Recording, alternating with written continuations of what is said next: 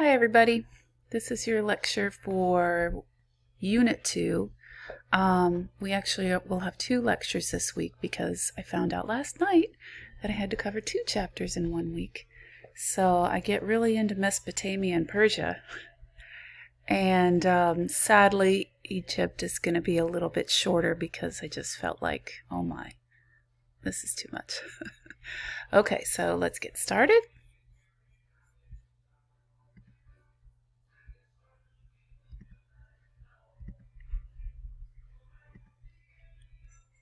There we go, that looks better. Okay, so chapter 2. If you're interested in the learning objectives, you could do a screen cap, pause and take a screen capture. And you might get an idea for where to begin your midterm or final paper if you're interested in this, this style of art particularly. Here we have a map. Mesopotamia is considered the cradle of civilization. So we remember hearing about it in the Neolithic period quite a bit. Remember the Fertile Crescent? Yeah, this is it. Okay, so it continues to develop here. We see complex urban societies known as city-states. The change in society from hunter-gatherer to farmer-herder was so significant, it's known as the Neolithic Revolution. Mesopotamia is also thought to be the place for the biblical Garden of Eden. Pretty cool. And where 3 religions were founded: Judaism, Christianity, and Islam. So Mesopotamia means the land between 2 rivers, and that we have the Tigris and the Euphrates. Forgive me if I pronounce something wrong, because sometimes I don't really know. Again, another slide that you could screen cap if you wanted to have a really super fast summary of the chapter. I'm a visual person, so I like to see the pictures. Okay, so this is the famous work of Ace. The purpose of the hierarchy of scale, if you see in the registers here. Some things are larger, some are smaller. It's to show the greater importance of the king and the priestess. So the work of Ace is the earliest artwork we're going to talk about today. From 3200 to 3000 BC is where they've placed it. Remember that this is one of the oldest, so that's important. From this period, it's the first narrative relief sculpture known. That's a big deal. We see here the importance of agriculture. Ooh, if you zoom in on that, you're going to get, some nudity. Female and male animals also represent fertility. This is an offering for the goddess Inanna to bless Uruk with good crops and increased herds. So the goddess is represented in the tallest register at the top. So it starts out with the waves, the water, and increases in importance as it goes up. The White Temple of Uruk's, this is a big one too. The orientation was determined by the cardinal points of the compass. So north, south, east, west. Later on we'll see the ziggurat of Ur, and that was a temple platform, and it was built 1,000 years after this White Temple. So note those dates. Here we see that it is a 1-story or 1-tier building. Here we have Inanna. Everyone thinks it's Inanna. The Mask of Worka, Lady of Uruk, or Inanna, from 3100 BC is made of valuable materials, of which the most valuable is marble. So that's what we've got left here. Originally it would have been inlaid with precious materials in the eyes and the eyebrows. So those openings there. The hair would have been painted in gold leaf, and they've detected this, through chemical experiments.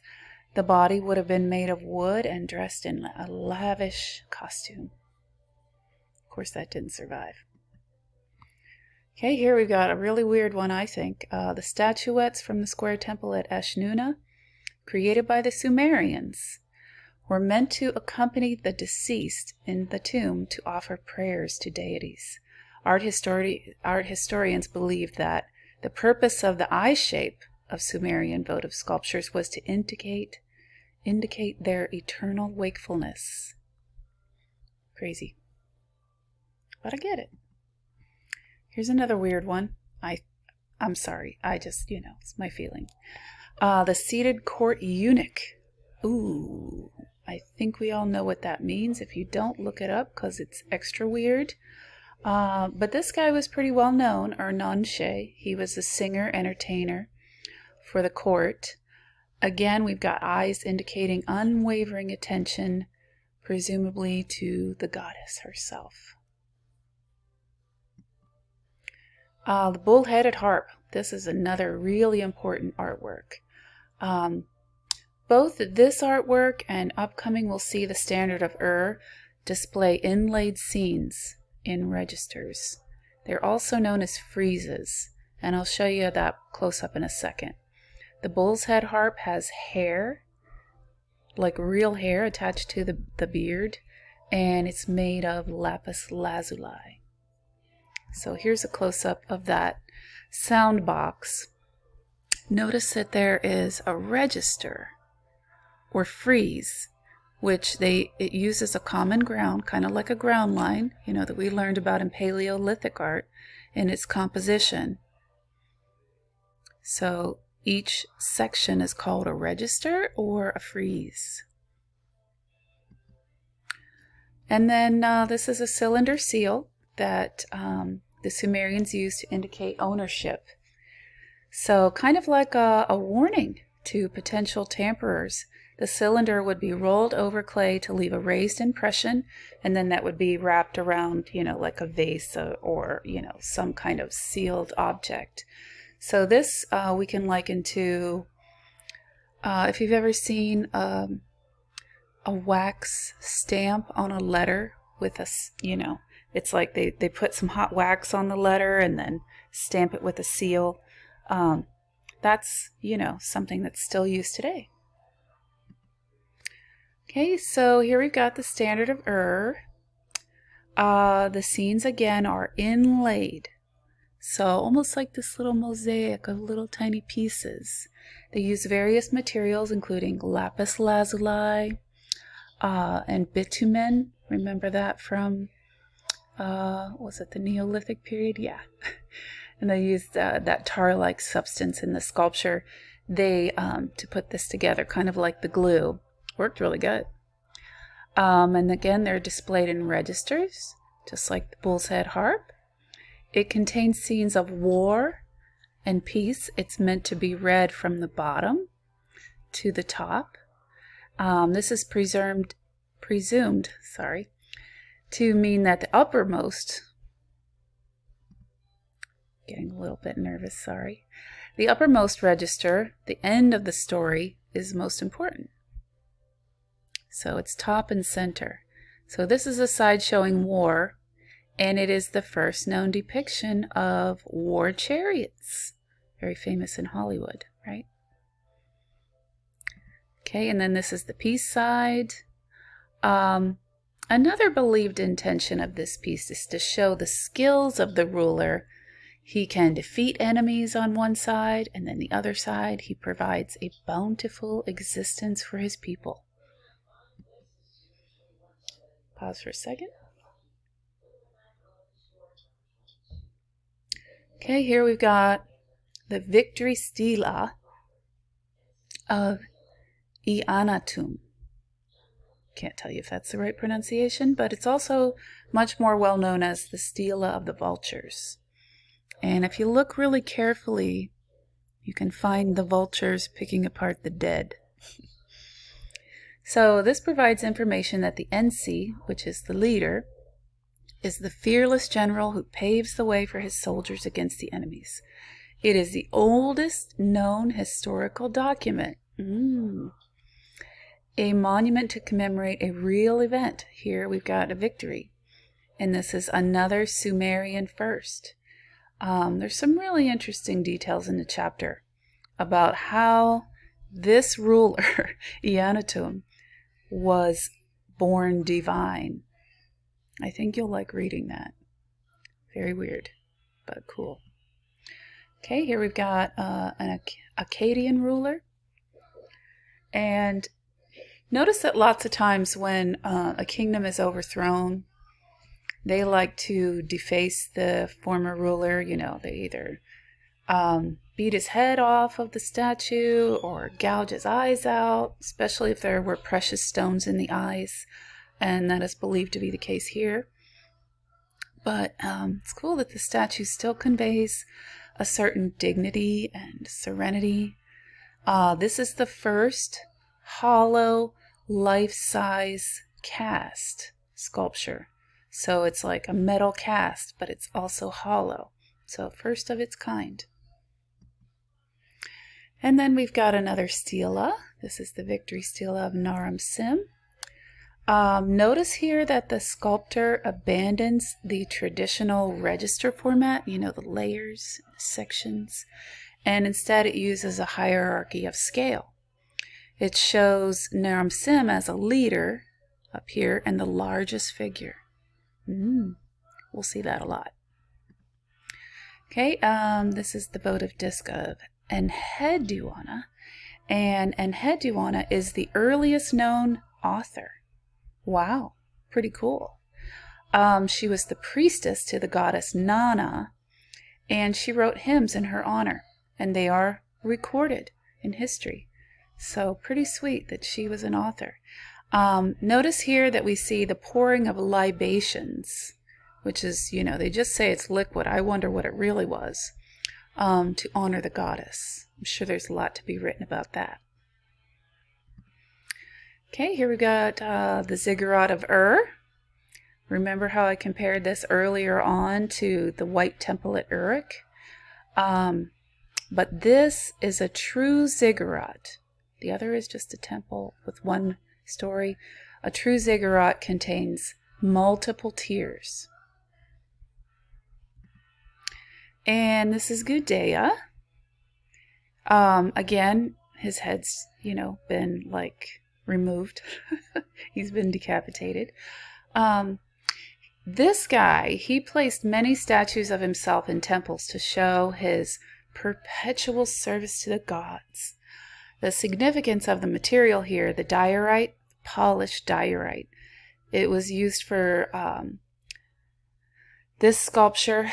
Very, very costly to acquire, very difficult to sculpt. It was extremely hard. So those are points to note, important. And here we have another statue of Gudea. He's got the wide eyes. Here he's got an overflowing jar, symbolizing prosperity. Normally, only gods and goddesses can bring water. So many artworks about Gudea show the requests of the patron who ordered the artwork, and guess who that was? Gudea himself. The notion that the gods granted authority and prosperity to a ruler made people honor them. So the fact that he had this overflowing water, pretty big deal. You know, people would have really respected that. Okay, here we've got a very, very rare example of a mural painting that still exists from Mesopotamia. Here the goddess Ishtar grants the power to rule upon Zimralim. That's kind of a fun name to say. Again, abandoning the register norm. Here we see the creativity of Mesopotamian artists. Okay, this is, oh my. So this is an unknown goddess. They call her the Queen of the Night. She was apparently to be revered because all the figures look directly at the viewer. So you know, I guess you would bow your head. She was originally elaborately painted. I wonder about her. Okay, oh, this is a really, really big deal. Babylon's most powerful king, Hammurabi. He codified the law. He prescribed penalties for infractions. On the stela of Hammurabi, which is this, the rods and the ring connote the ruler's capacity to build social order and render judgments. The subject of the relief is Hammurabi being granted the right to rule by divinity. So this is a common theme that we see. It's always a divine god or goddess that grants the ruler the right. And so that would have spoke to the people. So yeah, I'm telling you, you totally have to read all the laws about Hammurabi because they are jaw-dropping. At the top is the god Shamash, and she or he, looks like a he, is granting the Hammurabi the authority to govern and judge. Okay, here we got the Lion Gate.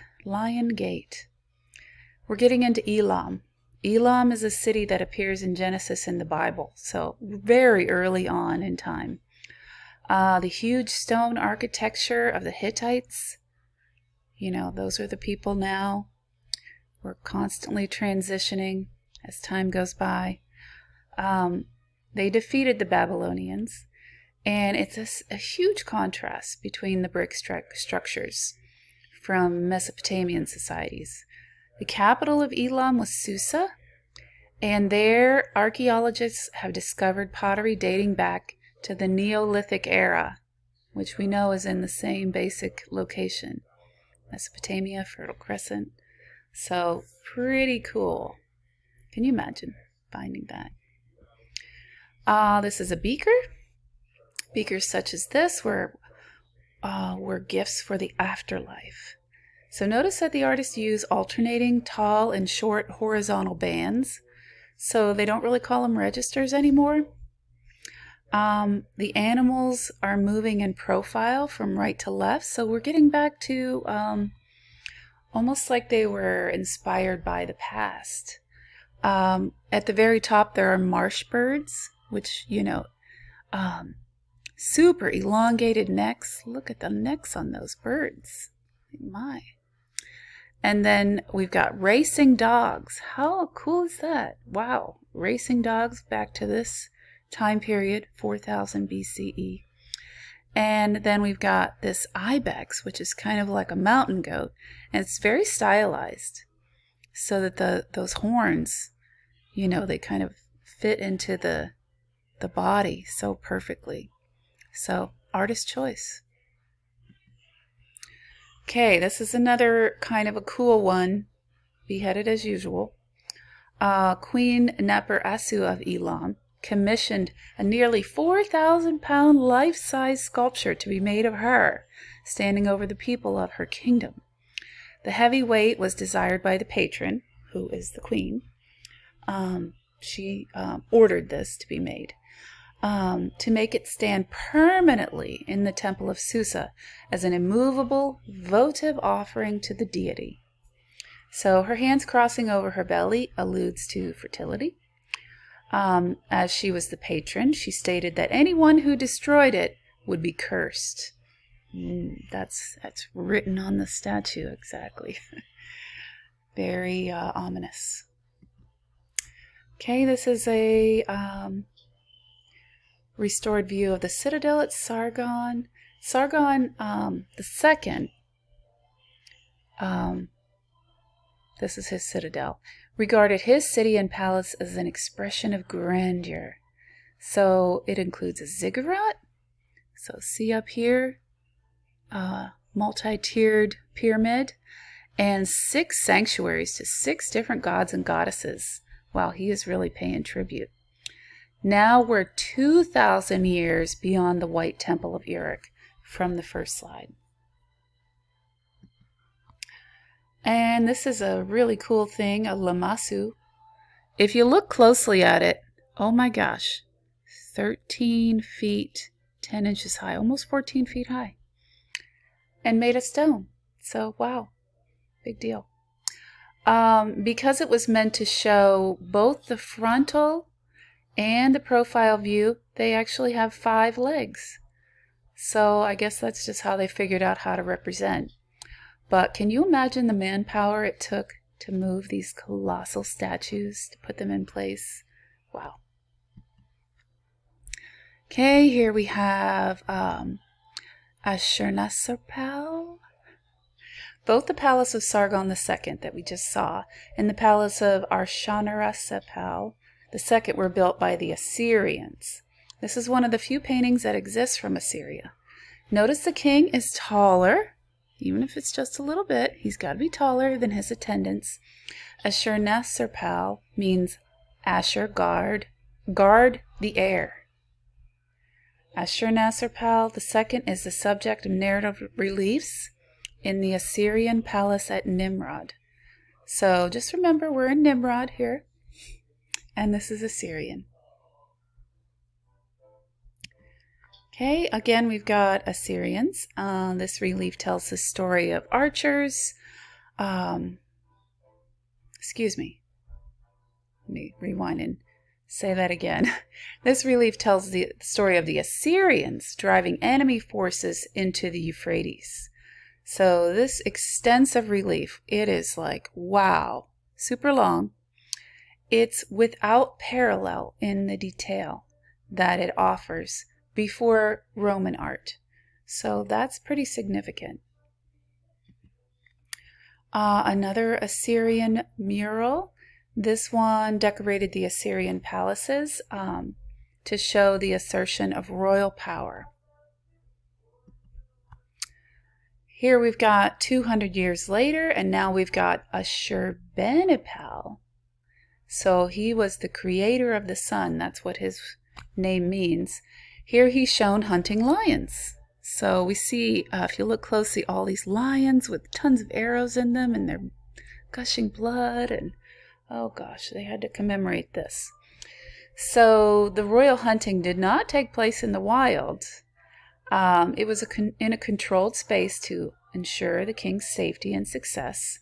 I think we've seen that more recently in Hollywood, and, you know, rich people, they do that. And this is from a Neo-Babylonian society. So this is Ishtar Gate, very famous. Babylon here is now restored by King Nebuchadnezzar II to its former glory. So you've got to think, the Hanging Gardens of Babylon, which was the main monument, it's still known as one of the 7 wonders of the world from antiquity, and the Tower of Babel.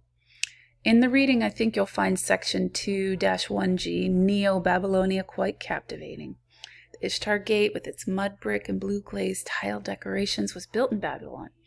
This monument embodies Nebuchadnezzar II's goals of beautifying his city. And this might not be that impressive to you, but remember, it's 47 feet high, and each brick was glazed individually, then assembled by builders. Are you impressed? I'm impressed. I'm impressed. Okay, now we've got Persia's Achaemenid. Can't say it. Achaemenid's empire. He conquered Babylon. Had to happen.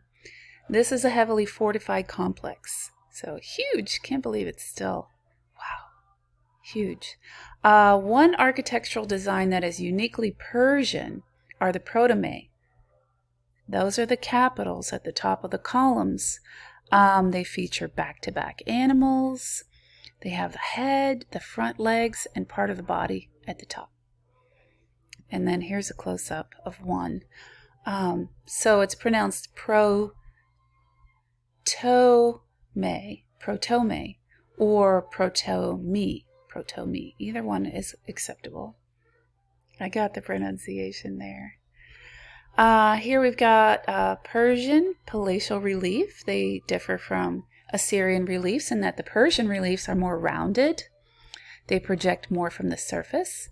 And here we've got 23 nations bringing tribute to the Persian king. He certainly thought a lot of himself. This is a rhyton. A rhyton is a conical pouring vessel. This is one example of the riches found at Achaemenid, his palace, and it would have been used for wine. The event that ended the Achaemenid Empire was the death of Darius III after his defeat in 330 BCE. Here the artist appropriated Roman compositional strategies. So we're starting to see, you know, some crossover, artists looking at one another's work. This would have celebrated the Sasanian defeat of the Romans. So much information, I know. And this is the Palace of Ctesiphon. I looked that one up too. The C is not pronounced. Was created by the Sasanians again. Its central feature is called an Iwan. So that's this thing, Iwan. It's a brick audience hall with a soaring vault. So if this is the doorway, look at how big this is. 800 years later, the architects of Cairo still compare their work to this feat of engineering. Amazing. So the audience hall is called an Apadana. Sasanian leader Shapur I had artists create many reliefs at Bishapur that showed him capturing the emperor Valerian. It's all about what you've done. Okay, so we've got some additional notes here that you're going to want to read over. So Alexander the Great's coming up. And some discussion questions that you might want to use for future writing. Okay, that's it. I'm going to end there.